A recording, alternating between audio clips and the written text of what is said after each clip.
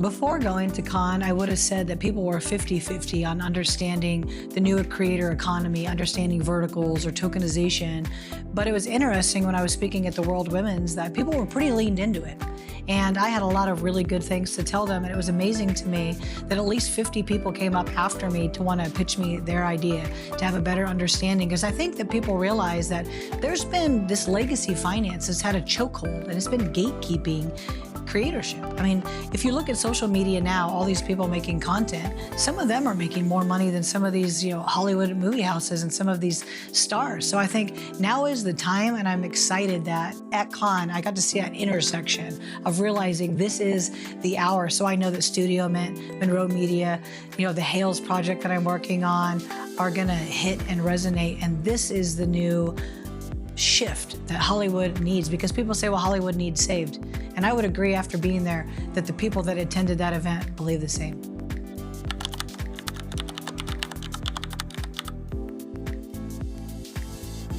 I think being at Cannes and hearing people talk about this new financing model and creatorship, and also, I've been talking with Highway, and Highway does a very unique thing where they help you not only proliferate your work, your verticals, they also help you get all these big influencers. Right now, they only make money repping like brands. But what if they fall in love with your vertical? How cool will it be when they have 1 to 8 million followers, and now suddenly they can give that to their followers and they can make some money? I'm also excited to see how many people came up to me to say, hey, Kate, can we be the first this type of thing that we do with you? So I think that the appetite is massive for it. And to see it on that big of a stage was not only like heartwarming, but it made me have a bigger belief in what we're doing.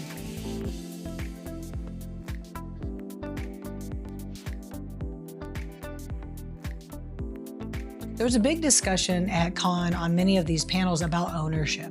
And my sort of thought was, you have to first own your own brand and likeness. You need to start there. Whether you be a CEO or an actor or a movie house or anybody, a writer, you have to establish you first and own that. Then you have to say, okay, now that I own my own brand, how can I monetize it? Okay, so for me, I built a big brand. The Kate Monroe brand is a fairly big brand. When I impart my brand onto the Bodyman, onto the Hales, onto this modern day Maryland project, I know that it's gonna have a massive effect. So for me, I like to do the writing. I like to have control over the distribution, because I have to think with the Hales, I could make this work if I gave it to a big movie house, maybe in a year, and maybe I make back the money I spent, or by this Friday, I could launch it and have a massive return. I spent in the neighborhood of roughly $30,000 to create it. I'll very easily make $500,000. So the future is owning your own likeness, your own work, and really owning the lane of monetization. Because what I've learned being in Cannes is that a movie without monetization, without the distribution, is just art. And while it's fun to make art and it's beautiful to make art, how many $1 million movies can you make if you don't monetize it? We don't have an endless supply of money. We have to find an audience. Owning your audience ahead of time is how you do this.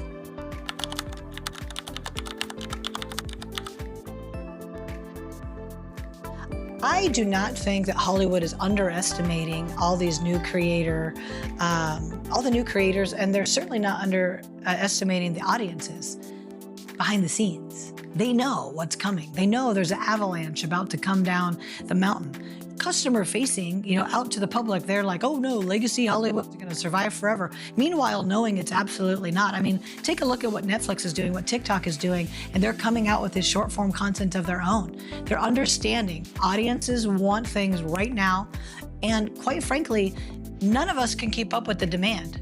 None of us can keep up with the demand. I can make a new vertical every day and launch it, and it wouldn't be enough.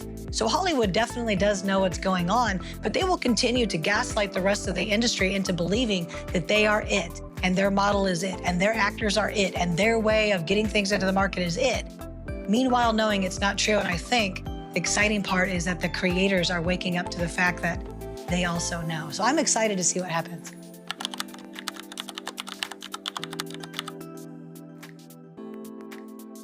It was very interesting being in Cannes and stacking myself up to supermodels and actors and directors and all these people. And before I went there, I thought, man, Do I have imposter syndrome? What am I doing? All these people are going to be bigger, better, taller, faster, stronger than me.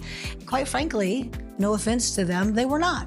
And I think it's because I came up in a different lane, in a different vertical, having been, an 8-figure CEO, being a Marine, being an author, being on TV, running for Congress. I got to bring the full weight of all of that with me. I got to arrive violently on my field of battle. So I think it was just very interesting to note that a lot of the business people were at Con. A lot of the people that had business ideas, people wanted to hear from. People want to talk to you about, hey, how do we make this bigger? How do we make this faster? How do we get a bigger audience? So for me, spending all the time, money, energy, effort on making the Kate Monroe CEO brand that I can now leverage into successes for other things, I can't tell you that I could not be more excited that I did it that way. I know people think I'm late to the game. What if I'm right on time?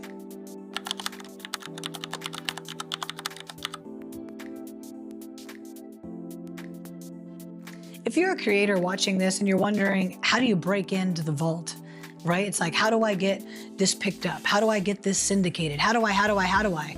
That means you're just having analysis paralysis and you're waiting and hoping and wishing and praying that things happen for you. Like I did. I decided to go with highway.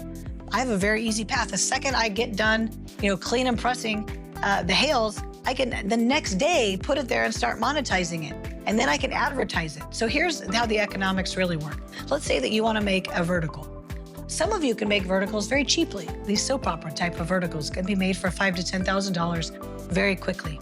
And then what you can do is get on social media, especially if you have a brand, and you can advertise for views. And you can give away some of the content. And advertising for views is very inexpensive.